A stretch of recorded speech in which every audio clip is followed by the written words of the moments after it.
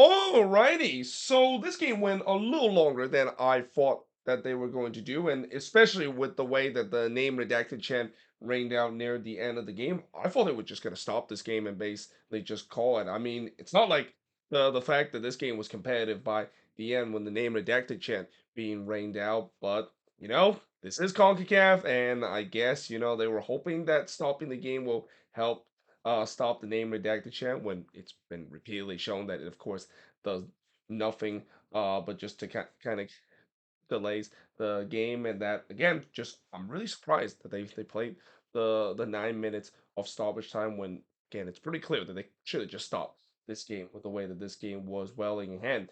And as I said, with the way that this game was welling in hand, and that's mainly because this was a pretty dominant performance that the U.S. put against Mexico in this Nations League final. And of course, there it is. There is that infamous scoreline. If you're, of course, an El Tri fan, but if you're an American fan, you will say that that is definitely an iconic scoreline because Dos to 0 happened again in this time happening in the Nations League final down in Arlington with the U.S. winning 2-0. Now, in terms of the starting 11, obviously it's the strongest starting 11 that Greg Berhalter go. We got Matt Turner, Serginho Dest, Tim Ream, Chris Richard, Anthony Robinson, Gio Reyna, Tyler Adams, Wester McKennie, Tim Reams, Haji Wright, and Christian Pulisic.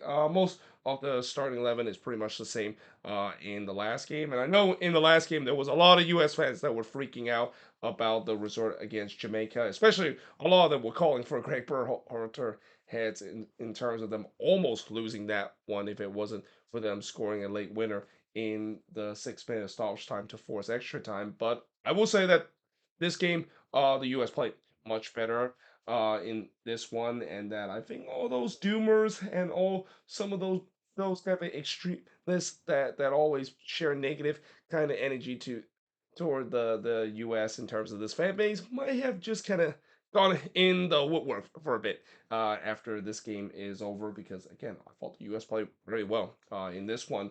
And of course it's virtually a home game for El Tri because 85% of the crowd were wearing El Tri color. I mean, anytime when you decide to play in Dallas, which is an area that is definitely a hotbed in terms of El Tri fans, it's not a big surprise. The fact that the majority of the crowd is supporting Mexico, and this has also been the case in terms of these Nations League final and even in the Gold Cup too. I mean, when you look at all these venues that they've been playing in terms of the final and the Gold Cup, it's always taking place in an El Tri kind of dominant uh, kind of place. And unfortunately, the U.S. can't control it because CONCACAF basically select these venue, and I'm pretty sure CONCACAF specifically want to pick these venue because that's the one they know that they'll get the most fans. And obviously it definitely looked like in this game the stands at Jerry World was completely sold out for this US versus Mexico Nations League final. Now in the first half, Ochoa would absolutely rob Pulisic as he was in on goal from close range. So yeah, Pulisic almost getting the opening goal in this one. I thought Pulisic kind of had an okay game in this one. I mean, there were some good moments from him, but then there are some moments where, yeah, it looked like he just could he didn't really quite get into this game, and especially the passing as well. I thought at times he wasn't really that good in terms of the creativity department, but also that's kind of maybe said the same thing about the US at time where as much as I said that this is a pretty good performance, there were at times where it was kind of frustrating how they were passing the ball and moving the ball against this Mexico team. But there was no doubt that I thought Mexico had most of the possession, but I thought the US done well in terms of high press and winning the ball high up the pitch. That was kind of something we did not see in the last game in Jamaica because a lot of people complain about Berhalter and the fact that his tactics is very boring and very bland with them just kind of dominating possession and so forth and not really doing much. Well, it feels like in this game maybe he was trying to give the possession a little bit to Mexico and that they decided high press and trying to win the ball and maybe get a little bit of a short field. Almost similar to what I think they mentioned. It's kind of similar to a little bit of Nancy ball that we saw in this game that Greg Berhalter decided to use against Mexico. But that being said, in the early part, as expected in the final, it's been a cagey affair. The shots were only 1-0 in favor of the U.S. That only shot was Ochoa robbing Pulisic of a chance to get the U.S. the lead. Chavez then had Mexico for a shot in the 22nd minute, but he hits this one right to Turner. I actually was watching this on 2DN instead of Paramount Plus because one, I don't have Paramount Plus, and two, from what I heard, it seems like people are saying Paramount Plus, the stream is very bad and very laggy at times. So I definitely made the right decision, decided to watch this on 2DN, even though I have no idea what the commentator are saying in Spanish. But what I do know is I did enjoy how during their mid game ad they decided to play a tequila commercial that has the So Lindo song, and the commentator was also singing it too. So I kind of find it hilarious that that, of course, is the case. I mean, normally I don't like mid game ads, but that's one of those ones that I actually find it funny, and I don't mind them showing it, and especially with the way that the commentary was singing, I was kind of a bit of a chuckle. I mean, I did not expect the commentator to also not only deliver the mid game ad, but also join in the singing of it. I mean, obviously, if you're a Mexican fan, you know how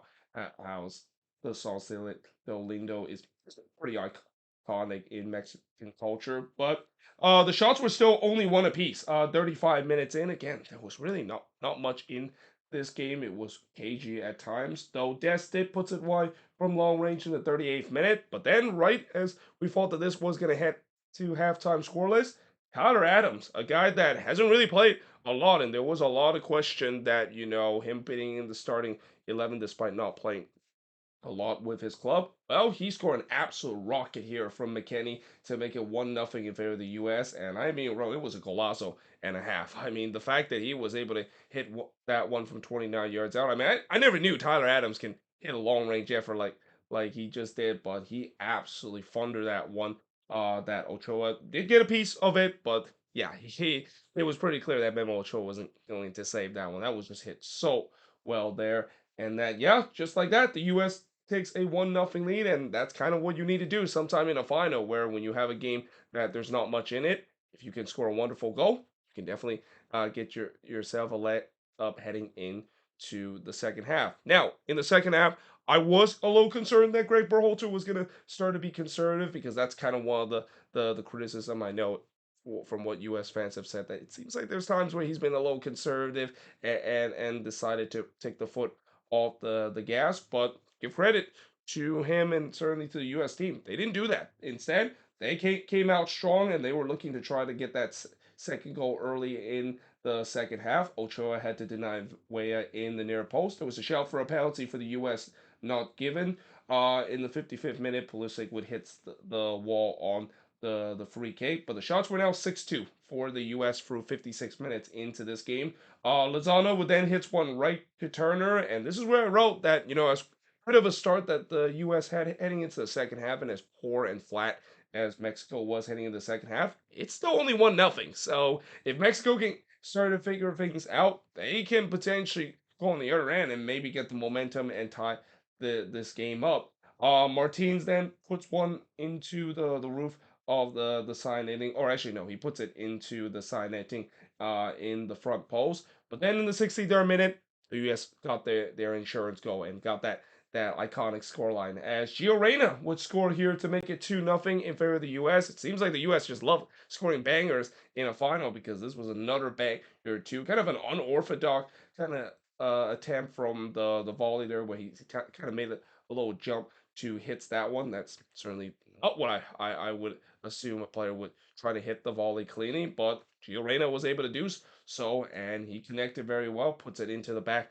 of the net. And also that came off a bit of a broken play too, because Mexico didn't clear their lines there, and the U.S. capitalized because of that. But yeah, that made it 2-0 in favor of the U.S. Though in the 72nd minute, looked like there was a penalty that was given to Mexico after Jimenez looks like he was brought down in the box, but VAR basically says no.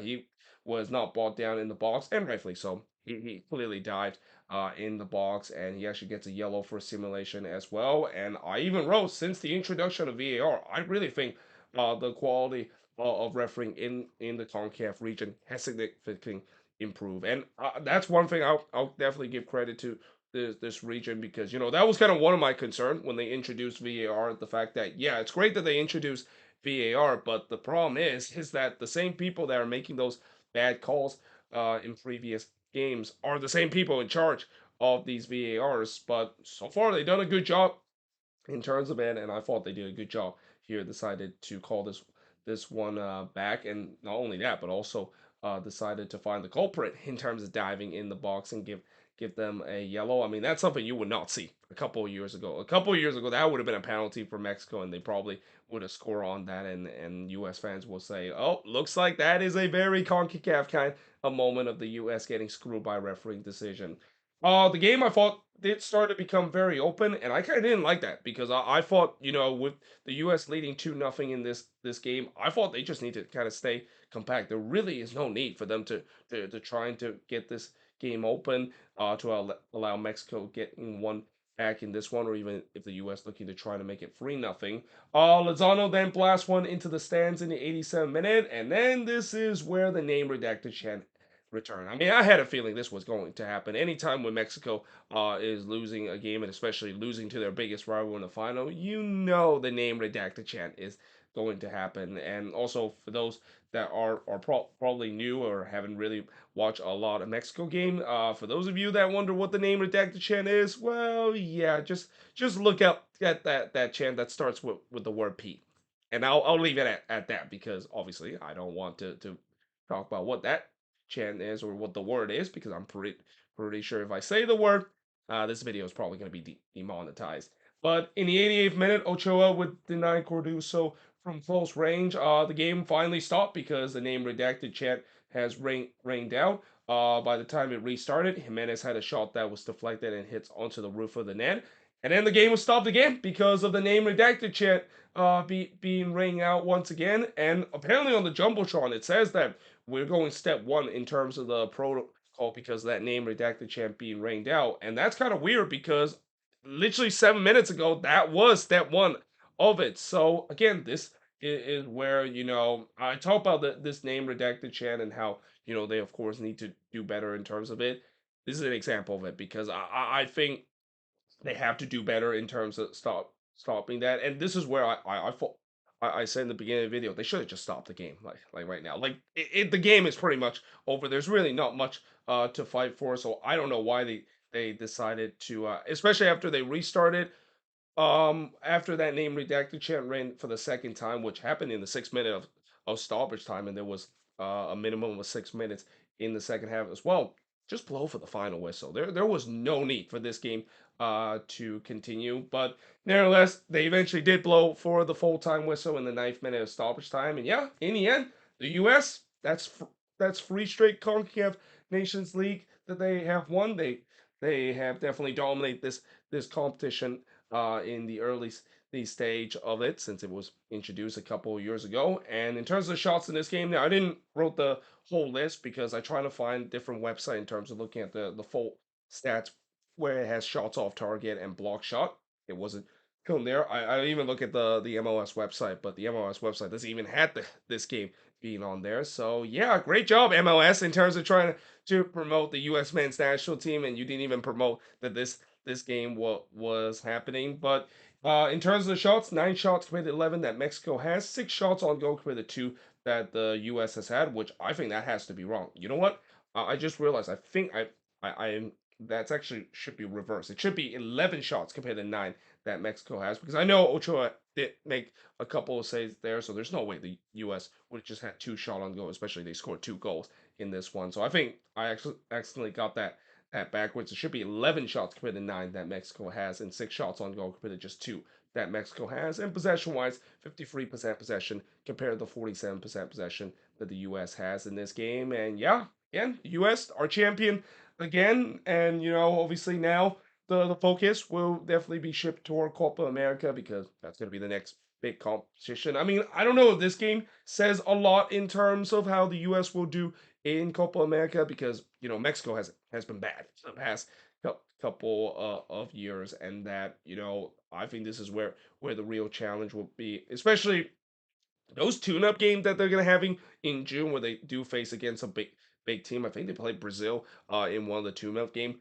That could be a big test in terms of how they will do in Copa America, because obviously I know there's gonna be some realistic expectation and also unrealistic expectation about the U.S. should win the whole competition competition because they're playing at home. But I think that competition could be a big measuring stick, just like what we see in the World Cup, because Copa America is definitely a big thing. You get to now play against the big boys in terms of the CONMEBOL region, and this is also why I love the fact that they finally decided to have both the CONMEBOL and CONCACAF region kind of combined in these Copa America.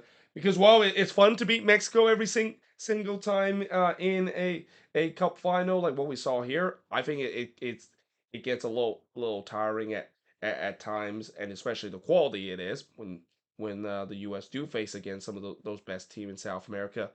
It will really start to tell the story of this team and the progression that this team has, and that I will at least say that this will definitely help their progression in terms of how they're gonna look in Copa America. I think if they can look just as good as they did here against Mexico, they can definitely go toe to toe with some of the bigger team in the CONMEBOL region. But again, we'll see how that's going to go as we get to June, and especially in those tune-up games heading into Copa America as the next big tournament that the U.S. is going to be entering. But there you have it. That is pretty much it for this review. As always, let me know in the comments below what do you think of this review. But yeah, hope you guys enjoyed this video. If you do, make sure you guys do like, smash the subscribe button, and yeah, I of course will see you guys next time.